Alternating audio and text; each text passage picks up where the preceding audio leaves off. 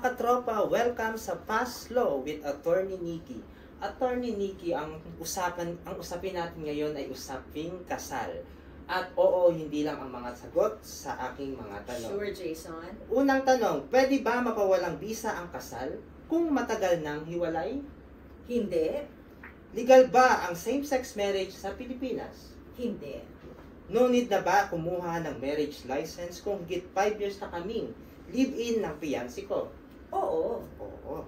Pwede ba magpakasal ang second cousins? Oo. Yung first cousins naman?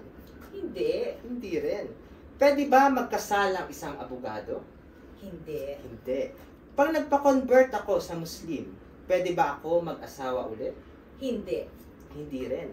Valid ba ang online wedding kasi nakatira sa magkaibang bansa ang ikakasal? Hindi. Hindi.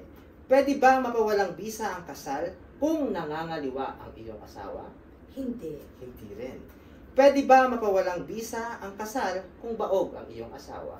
Hindi. Okay, mga katropa, thank you, Attorney Nikki. Maraming salamat sa inyong lahat, mga katropa. At huwag pong kalimutan mag-like, follow, and subscribe sa aming social media pages. Nandun po kami sa TikTok, YouTube, Instagram, at Facebook. At mapapanood po ang Buhay at Batas kasama ko si Attorney Carlo tuwing Martes, 9 o'clock ng umaga sa telebisyon, Radyo Bandido TV Channel 224 Sky Cable at lahat po ng digital free-to-air televisions. At mapakikinggan din po sa radyo, TZRJ 810 AM. Kita-kits!